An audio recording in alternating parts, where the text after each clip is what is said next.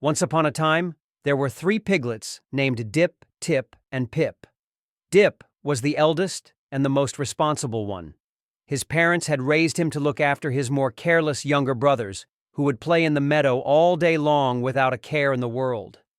Dip liked to play too, of course, but sometimes he also had to do grown-up tasks. Since birth, Dip had had a black spot around his left eye. Tip and Pip would always tease him about it. They'd ask him if he had forgotten to wash his face in the morning, telling him that his eye looked dirty. This would upset Dip, especially because he actually made sure to wash properly in order to set a good example for his brothers. Dip was also very wise and liked to teach his brothers things, but Tip and Pip hated having lessons from their brother. Whenever they didn't feel like listening to him preach, they would start giggling and point at Dip's spot. This usually led to a chase, which was exactly what Tip and Pip wanted. Since Dip was bigger and heavier, the youngsters could run faster than him. Plus, they could easily hear his loud stomps coming from behind when he was chasing them. Tip, the middle brother, was a little naughty. He liked to drag Pip into games and adventures that he had thought up. He disliked doing chores and didn't really enjoy learning. He often wondered whether he really needed to grow up at all. Pip had a hard time listening to his older brother or to his parents. None of them knew what to do about it. Tip was aware that he was supposed to listen to his elders and do as he was told, but sometimes a new adventure was just too good to resist. Pip, the youngest, was no better than Tip. Sunbathing lazily in the grass was what he enjoyed most, along with whistling his favorite tune and watching the clouds float across the sky. He loved playing hide-and-seek, but his parents banned that game long ago because Pip tended to wander into the forest to hide, which wasn't safe because a big hungry wolf lived there. His parents had already saved Pip from the wolf so many times that one day they simply decided to stop letting the piglets play hide-and-seek. The wolf was very cunning, though. He spent his days scheming up new ways to catch the piglets. His mouth watered whenever he imagined the delicious dinners he would make out of them. But it wasn't easy for him to achieve this.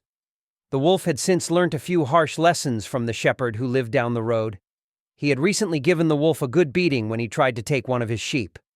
His flock stayed together, as close to the shepherd's hut as they could, and whenever there was any danger they would start bleating as loudly as possible to wake the shepherd up. It proved to be an effective safeguard. Time passed, and Dip, Tip, and Pip grew up fast. Their family home started feeling rather crowded with all 5 of them living there, so one day their parents told them it was time they moved out. "You are old enough now," their father said. "It's time for you to build your own houses." The eldest, Dip, nodded in agreement and wasted no time in getting started. He thought everything through. He made plans and preparations exactly as his parents had taught him to do. "Any task you undertake must be done properly," they had always told the piglets. Dip decided that the most sensible building material to use would be brick, even though a brick house was difficult to construct and took longer. He chose to build his house in the meadow, at a good distance from the forest. Even so, when construction started, the whole forest could hear the banging and knocking that came from the building site. In contrast, Tip and Pip didn't feel like putting so much effort into building their houses, because that would leave hardly any time for fun. Tip, the middle brother, chose a nearby location in the meadow and decided to build his house out of wood. There was enough wood in the forest, he thought, and he wouldn't need to work too hard. The youngest brother, Pip, was even lazier. He would build his house in the same meadow, but he decided to make it out of straw. Planning things or thinking too hard wasn't really for him, so Pip just took some dry twigs he found next to the forest and stuck them into the ground to make a frame. Then he grabbed some straw that was lying around and flung it over the sticks.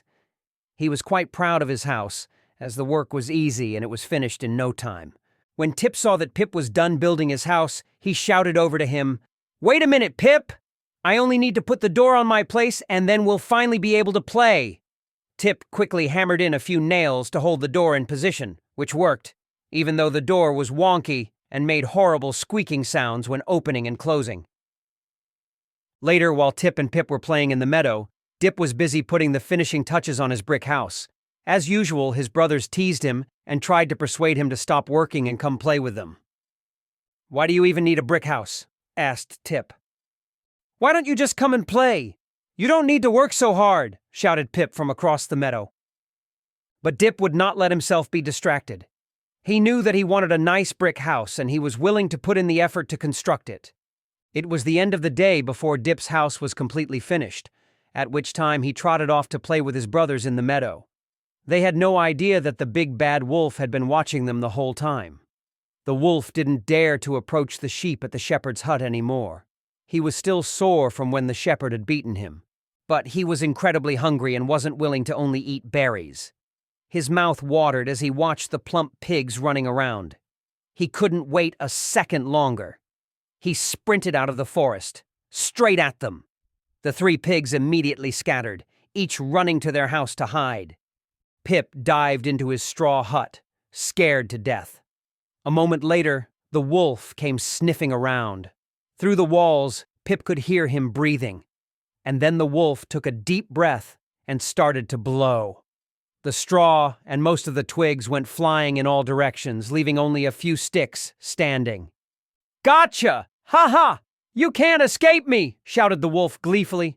Pip didn't wait for the wolf to grab him. He darted across the meadow, running as fast as he could to Tip's house. "Come on, Pip! Hurry!" Tip shouted from the doorstep. Pip just barely made it inside safely. They slammed the door in the nick of time. The wolf circled the house for a while, trying to find a way in. His stomach rumbled as loudly as a thunderstorm as he pictured the pigs on his dinner plate. He took a deep, deep breath and blew extra hard at the wooden house. But the house didn't budge. The pigs sighed with relief and shouted, "Go away, wolf! You can't get us! This house is strong and it won't fall down no matter how hard you blow." But it was not long before the wolf noticed that the door was crooked. In fact, it was barely hanging on its hinges. Tip had done a very poor job of installing that door. The nails weren't even properly hammered in. The wolf put on a sly smile and charged.